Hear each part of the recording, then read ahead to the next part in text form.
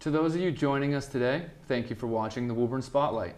I'm your host, Tyler Gates, here to bring you some positivity by talking to those in town, making big strides for the greater good. Today I'm really fortunate to have with me Cami Baker, author of Mingle to Millions, here with me. Cami, thanks for joining us. I couldn't be more excited. I'm ecstatic for today's interview. Fabulous, fierce, and on fire to be with you. You always are. You wake up fabulous, fierce, and on fire, I'm sure, though. Well, you know, when people ask you all day long, how are you? You might as well have an affirmation that you can say that makes you excited, that gets... Every time I say that, people either laugh or they say, wow, I wish I was like that, and it creates conversation. And as a communication expert, to be able to create conversation immediately is a beautiful thing. Saying it, like you said, kind of lifts your own spirits. If you kind of go into the day thinking that, feeling that, that's just what your day gives you. Well, as a matter of fact, when people say, how are you? I say, I am fabulous, fierce, and on fire, and thank you for allowing me to say that one more time today. Interesting. I hadn't heard that one just yet. Yeah. Well, you know, when people say I'm good, or I'm fairly well, or I'm getting by, who wants to be good, man? I want to be fabulous. So I know a little bit about you. We've been colleagues, friends now, call it for a couple of years. But tell everyone else a little bit about Cami Baker. Where you've come from, where you're headed. Well, you know, over the last few years, I've really repositioned myself as the Mingle to Millions maverick with the book, Mingle to Millions. Yes, please show it off. The Art and Science of Building Business Relationships and Mastering Referrals. Guys, this is the best calling card. It is the best. People will say to me, so how's your book doing? It's doing great because it is the best way to get your foot in the door. It's the best way to show authority, to show credibility, to have clients want to work with you. I highly recommend having a book, especially one that's nonfiction and actually teaches something. So the book, Mingle to Millions, The Art and Science of Building Business Relationships and Mastering Referrals, all goes back to a couple of years ago when you and I met. So I was speaking on a stage, and it's another one of the fun things that I like to say. Networking doesn't work. It wastes time with random activity. But net webbing, which I talk about in the book, leverages time through planned strategy. So the way that you and I met, I was on a stage speaking, instant credibility, instant authority. It's just, you know, people who speak, people who are authors get more respect than doctors do a lot of times. And so you and I met. You're a great looking guy, very professional, hold yourself so well. We hit it off just famously. And so that's why we're here today, because net webbing works. And I got into this material from years and years of, I was in real estate, and then I was in network marketing, and I took classes and had mentors and read books. I walked on fire with Anthony Robbins. I've seen Zig Ziglar speak. I've invested tens of thousands of dollars in 1 year on coaching and mentoring because I had to fix myself, Tyler. I mean, you know, about 16 years ago, you know, I share the good, the bad, and the ugly of my story because, you know, coming from an alcoholic background, being a single mother, living in a mobile home, and having food stamps, you know, when people say to me, oh, I don't know enough people, or I haven't lived here long enough, or I don't have the money to go to events, or I don't, you know, I don't have daycare. Look, I get it. I've said all of it too. And if I can do this, anybody can. What a story. And your entrepreneurial spirit goes back farther than 16 years. I know one of the first times we met, you shared a funny story about you, what was it, selling bubblegum of some capacity. Please tell the story. Yeah. Well, so I've just always had this mindset of how do you monetize that? I always, to this day, I'm always asking people, how do you monetize that? How do you make money from doing that TV show? How do you make money from that networking event? So I'm 8 years old, and I'm in school, and I had gum. Other kids had money. They were always bumming a piece of gum, and I thought, well, I'll give them gum and they give me money. So I ended up buying big packs of gum, and you know, I get the big things of Big Red back in the day. There's 10 packs in there, and at the time it was $1 for 10 packs. So I'd sell the 10-cent pack for 25 cents a piece, and then I leveraged that up. And my brother was always broke as a joke. So when he wanted to borrow money, I'd loan him money, but then I'd hold what was valuable to him. I didn't know it was called collateral at the time. Right? It's brilliant. So I ended up holding all this collateral and making interest and loan sharking, but it's just always the way that my mind has worked. You know, to me, what seems so natural, like why wouldn't you think it? Why wouldn't you? why wouldn't you be making money, you know, at school? And sometimes I'll share that story with people and they're like, oh yeah, you know, I'm the one that had the lemonade stand. What about yourself? Were you always entrepreneurial?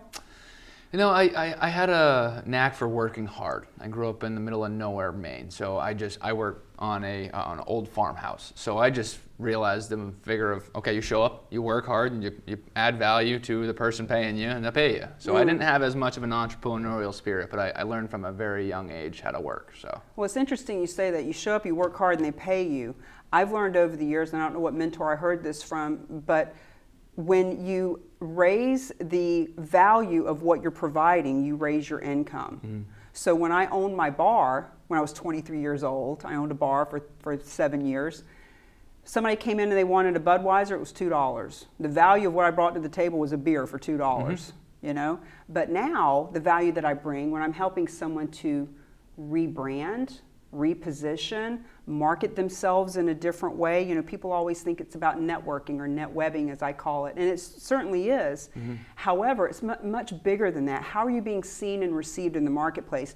If people saw you as the leader mm-hmm. and the charismatic professional that you want to be seen as, what is that worth to you? What is the value to double, triple, 10 times, 100 times your income, your impact on the world? I like to say we communicate, then we conversate so we can collaborate to create the income, influence, and impact that we're wanting to have on the world. And so as I have elevated the value that I bring to the table, so have my value, my worth, mm-hmm. the investment that people make to work with me. Most so, certainly. Yeah.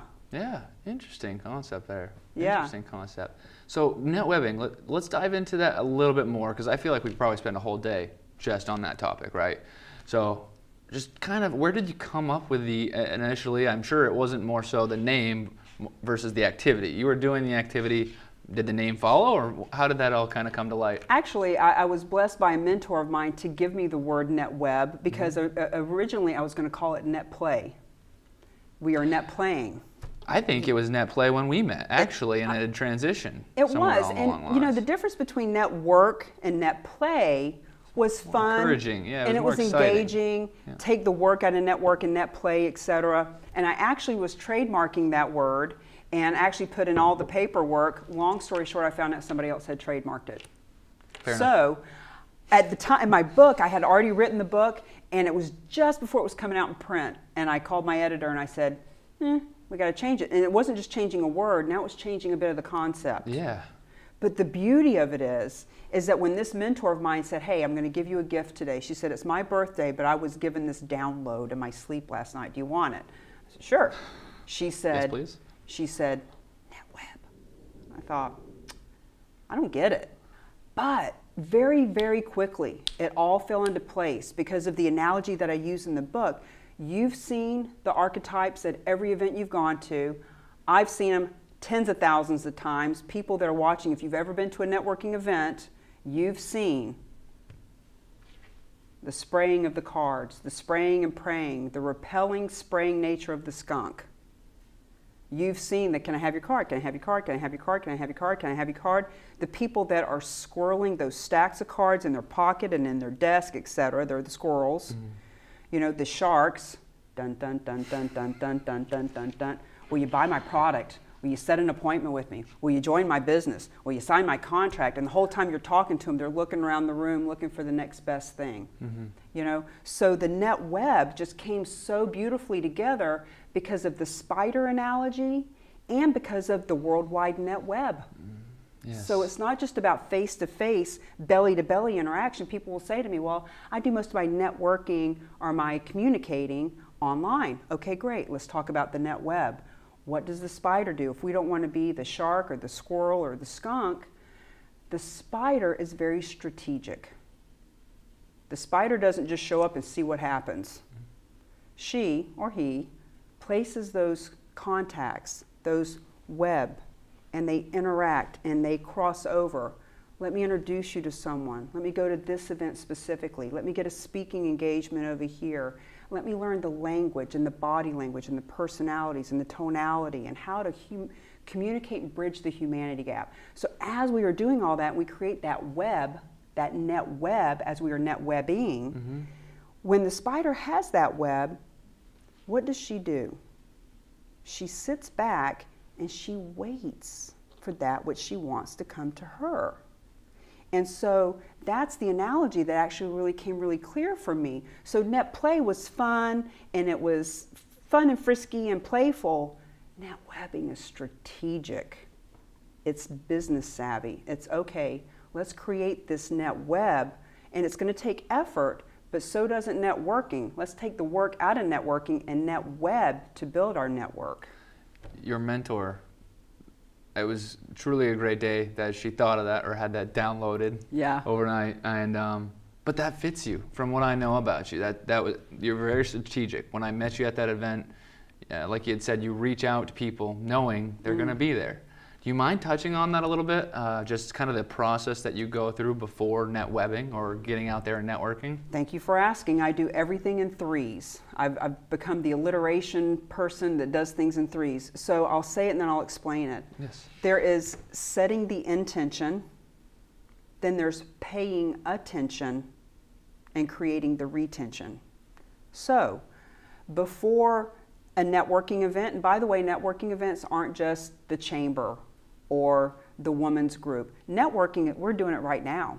You know, networking can be standing in line at Starbucks. Mm-hmm. It's not something you put on your calendar. It's actually, I was speaking with someone earlier today who was having a real hard time with the word network. I said, you know what, let's call it communicating. Just call it communicating. Communicating with another human being. So before we communicate in any fashion, let's set the intention. What is our intention here? Whether we're getting on a stage or getting ready to have a conversation or sending an email or posting on Facebook, anything, what is your intention with this? Be really intentional about it. And that could get into anything, even as fun as, you know, if you are going to a net webbing event, when you get there early. Get there early, offer to help out, offer to volunteer. I've made hundreds of thousands of dollars, I'm not even kidding, from getting to an event early. Because getting there early, I have had time to hang out with the movers and shakers, to pick their brain, to learn how to set up an event. I know how to set up the chairs and the music. I know how to negotiate with the venues. I've gotten mentorship from $1 million people because of getting there early, and because they want people at a higher level on the food chain, for lack of a better word, want to hang out with people that are contribution and giving and helping and serving. So that's just one part of it. So setting the intention, but then at said event or during said communication, let's pay attention. How are we being received and perceived? What questions are we asking? Are we asking everybody the same old, what do you do? Which is like fingernails on a chalkboard to me. Or are we being memorable and masterful and meaningful in our conversation? Is our body language something that is putting out, I got it going on, man. The universe is mine, it's yours. Let's share it together, let's collaborate, right? So how are you paying attention how people are receiving and perceiving you? Are you looking at their body language? Are they looking at their watch the whole time because what you're saying is not resonating? Are they making eye contact? Are you deliberately keeping eye contact so that they know that you are present with them? Like paying attention. And then the creating retention could also be looked at as the follow-up or the follow-through. Okay. Because you know, you have only been to 10% of the ones I've been to yet at such a young age, but of the thousands of events even you've been to, people don't follow up. You are correct. They leave with those cards. Even when I say to somebody, I need what you have, here's my card. I need a headshot. I need insurance. I need... It's crazy, you think, sometimes. Yeah, absolutely. There's Shocking. I need moments where you don't get a response. And they won't even... So, That's, much less bringing home a stack of cards of people you don't even remember. Am I going to... What did they say to me? People get so overwhelmed. I always say, focus on quality versus quantity. I'd much rather have 3 conversations with people that will remember me, I remember them, we built rapport, I actually want to follow up and follow through because we were having an interesting conversation, right? As opposed to 30 cards and you're like, well, I'll move them over here and I'll call them later, well, and I'll do it next week. No, set the intention, pay attention, create retention by actually following up, actually giving something of value. I like to play the game of what can I give of value first? In other words, I'm not waiting for them. First of all, I know they're never going to contact me. You and I are very 1% of people who actually reach out. But I like to actually give them something of value. Hey, here's a link to another event that I think would be great for you. You know, hey, you mentioned in our conversation that you love sushi. Here's a link to my favorite sushi restaurant.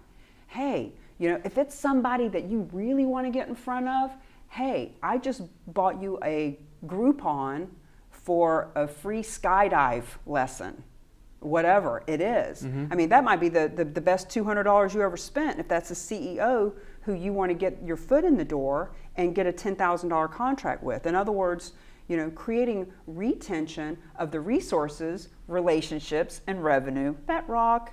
So that's how that all plays out. It's really simple though when you think about it. Okay, let's set intention, let's pay attention, and create retention. Seems simple. But this is so why you have a job and do as well as you do for helping people that need assistance with this. Well, and one way to do all of that is through cause marketing. Let's talk about cause marketing, something I'm very passionate about. That's what we got back together most recently and talked about was the new chapter of your book, Cause Marketing. The new chapter, as a matter of fact, yes, this is the second edition, page 107, and actually has some pictures in it this time. But cause marketing, when you think about cause marketing, a cause is an organization or something that you are passionate and on purpose about, and partnering and pairing that with your profit and your profession. So, okay, if you write a check to an organization, thank you so much, that's called philanthropy. Love ya. Great. Thank you for doing that. If you go and clean cages at the Humane Society or dip soup at the soup kitchen, that's called volunteering, and that's awesome. We need millions more like you. This is about taking those things that we're doing and being strategic, working smarter instead of harder, bringing all of that together with your business. I've got a whole PowerPoint now about cause marketing that shows a couple of photos of my daughter with me at these events. So there's one photo of her at 6, 7 years old, and then there's another photo 10 years later when she's 15 or 16. That's gotta be something to see. Well, it's fun, and I didn't even realize, until I put it all together. I'm like, oh look, there's my poo nut. She's with me at the beach doing this great event with the Boys and Girls Club. Bringing these inner city kids to the beach. But here's the thing about that event. I could have done that all by myself. As a real estate agent, I could have foot the bill for all of that, but I wanted to be smarter than that. First of all, bringing 30 inner city kids to the beach requires getting help from the Boys and Girls Club because they have the liability waivers and the bus and everything, but the beach balls and the lunch that we provided and the t-shirts with CammieBaker.com and then Wells Fargo and all these other companies on it, the deal was even though the event was 2 or 3 months out and I could have just foot the bill, brought the kids to the beach, and that would have been great, it gave me a reason, a way to set intention, pay attention, and create retention of all these relationships that I wouldn't have had if I hadn't have gone to the golf club and said, hey, real estate people, this is what I'm doing. I need sponsors. I need people to donate for the t-shirts. I want your logo on my shirt with these kids, and we're going to have the media there, et cetera, et cetera. So this is a great way to network or net web, is by having a cause, but not keeping it to yourself, actually using it as a way to market your business. Cause marketing. And you're making a lot more impact. One person can only make so much impact, right? That is so true. And when I first came up with the name Mingle to Millions, in my ego mindset, I thought, mingle my way to millions of dollars. But the fact was, it was something so much bigger. Because, now that I'm, being interviewed so much more, it's about the impact that I'm having on, people will say to me, well, what's your cause? What is your cause? My cause is whatever my client's cause is. Right now, I sell my book, I do a speaking engagement, I give a part of the proceeds to Hero Pups because one of my clients, that's what he's passionate about. But at the end of the day, my cause is helping all of these people with causes to go out and do what they do to help all of them. Yeah. So I mingle my way to millions by helping the few people that are strategic and smart enough to want to use that as a way to build their business. And some people are really funny and hung up on, well, I don't want to pat myself on my back, and I don't want to toot my own horn, and I want to keep it anonymous. Look, there's only so much you can do as an individual. There's only so much you can do. When you let people know what you're doing, not only do you bring more coats to the coat drive, not only do you raise more money at the car show, but you are allowing and giving people the opportunity to be a contribution too. You don't know what everyone's passionate about unless you talk about it, right? You don't. Somebody you know very well might be just as passionate about delivering coats in the winter as you are, right? And so it's powerful just to talk about it, I can only imagine. That's one of my stories. In the PowerPoint, I actually helped a business owner last November in Washington State who was doing a coat drive. Not a coat drive, he was bringing coats to a homeless shelter. And because of the nature of his business, he literally had thousands of coats already. He's an auctioneer. But instead of just bringing those coats, we let it be known to past clients, current clients, people we wanted to do business with, other businesses in the area, etc. Hey, we're meeting on this day, we're doing this thing. And there were other people that pulled up and opened up the trunk of their car and had 50 more. There was a woman who knitted all year long. She knits mittens and scarves, and she showed up to give them away. So the thing was, not only did we help more people, but we gave other people the opportunity to feel good too. And when you're smart enough to take pictures of it and put it on social media and let people know you're doing it, look, it's just good business sense. And next year when he does it again, now it can become an annual thing. Yeah. And it can get bigger and bigger. Maybe next time the media comes. Maybe next time he has a bouncy house for kids. Like, maybe next time, different restaurants come and feed them, etc. So the point is that when you are able to market your cause, you are just doing that much more good for everyone. It's win-win-win. Wow, net webbing, cause marketing. We need more show time to talk about any of it and all of those things. So that's fantastic. I think a lot of this will be in the book. It's all in the book. Okay, fantastic. Yeah. It's all in the book except for the strategy part. So whatever it is that you are passionate about, whatever business you're in that you want to be seen and heard and received as the expert in, all of that, these are the building blocks, and it's the mindset and it's the idea, it's the concept. Okay. But when it comes to actually strategically planning, okay, how do I apply this to my business, to my cause, to how I do this? That's where I come in. I can help you with that. Fantastic. I know one of the most inspirational things we have ever talked about that you left with me was raise your hand. Whenever there's opportunity, raise your hand. And I kind of wanted to revert back to it, change gears a little bit, because every time we chat, I get great advice. And so I wanted to see if there's a couple of things, little tidbits that you could just leave our viewers with, things like that you left me with that have dramatically changed my life. This is the reason, or that statement right there is the reason I do this show, actually. So that's a good point to make. Aww. So I raised my hand, and I always continue to think about that as I build my career. Any other tidbits like that you could kind of leave our viewers with? I'm asked this question all the time, as I'm sure most people that get interviewed are, and the first thing that always comes to my mind is something that is free, is something you can do right now. Anybody can do it, and you can take it on many different levels. Change your playgrounds and your playmates. Who are you hanging out with? Who are you spending your time with? What are you listening to on the radio? What are you reading? What are you watching on YouTube? What input are you taking in from your Facebook? I've had people say, oh, I don't do Facebook because it's negative and it's people complaining and it's not on my Facebook. Go to my Facebook right now. You won't find politics, you won't find religion, you won't find the F-bomb, you won't find, people that have been brutally murdered. All the people that are in my tribe are uplifting and positive quotes and inspirational things and go get them and add a girl and all that kind of stuff, because I changed my playground and my playmates a long time ago. When I was drinking every day and laying on the couch at 8 o'clock in the morning, finishing the drink from the night before and contemplating suicide, I was hanging out with a different kind of people. As a matter of fact, I wasn't even hanging out with anybody because I had gotten so isolated because I isolated. But when I decided, you know what, I've got to fix myself.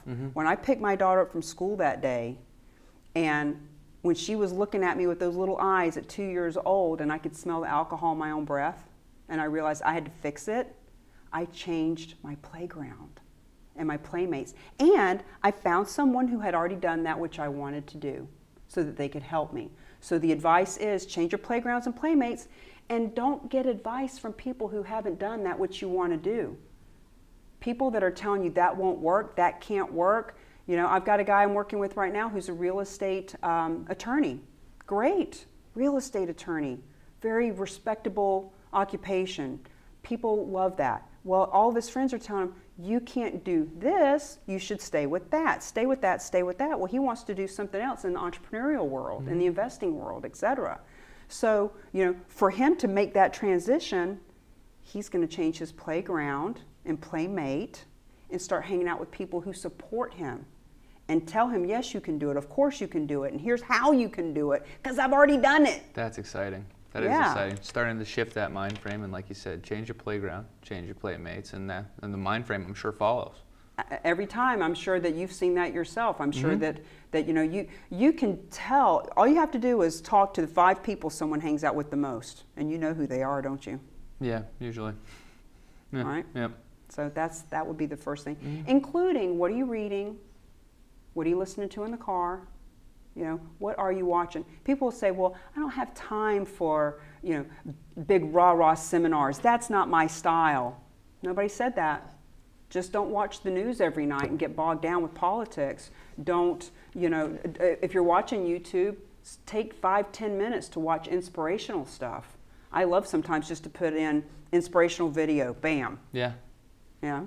What are, that's a great point, inspirational videos. Out of curiosity, any high up on the recommendation list for must-read books for entrepreneurs, people making transitions? You know, there's all kinds of classics that we hear about, and there's always something new coming out. Of course, one of the books that I was just going to say something new. Yes, yes.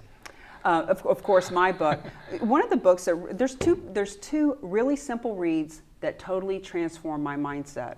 One of them is Price Pritchett, U Squared.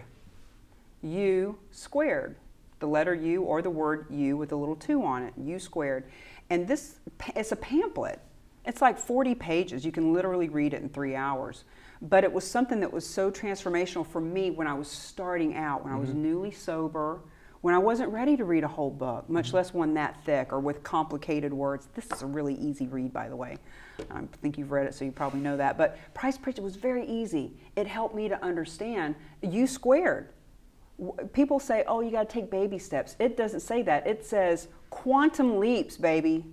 Go for it. You don't have to take baby steps. Step off that cliff. You're not going to go splat. No, you'll find your realize wings. You didn't go splat, and you'll try again. Right. You'll find your wings, and that's why I've stepped into being a repositioning expert, because I know when I'm ready to shift something else, all I have to do is be, and I say all I have to do, like that's so simple, but we have to raise our hand, right? Yes. But we have to be that which we say we are, so that we will do what that person would do and they will have what they would have. Be, do, have is a concept I talk about too. But the other book is T. Harv Eker, Secrets of the Millionaire Mind. Secrets of the Millionaire Mind has been around for 20 plus years. He's got seminars and things now. But one of the things I took from that book, I'll share. He says that people who are rich versus people that are poor. Now, don't get hung up on the morals. Doesn't have to be about money if you got to hang up about money. Rich and poor could be about, hey, I'm poor in relationship with men. Like, I keep having relationships that don't last. Somebody who's been married for 20 years and is very happy is very rich in relationship. So, rich versus poor mindset. So, people who have a poor mindset think in either or. Well, if I had the choice of being rich or being a good person, I'd be a good person. Like, there's a distinction. You can only be one or the other. Like, being poor has more of a value. A rich person will think in all-encompassing. Well, when I can be rich and a good person, look at all the good that I can do. And it seems like a really simple concept, but it shifted for me. I remember reading it on an airplane thinking, I don't have to choose between rich or good. I can be rich and good and look at all the good I can do when I have all those resources in relationships and revenue. That rock, you can put it all together and make so much more yumminess. So Secrets of the Millionaire Mind gives us those little tweaks of thought that are really simple but so transformative. Well, thank you for that. I think we've gotten a lot of good tips, a lot of good advice in the last 30 minutes.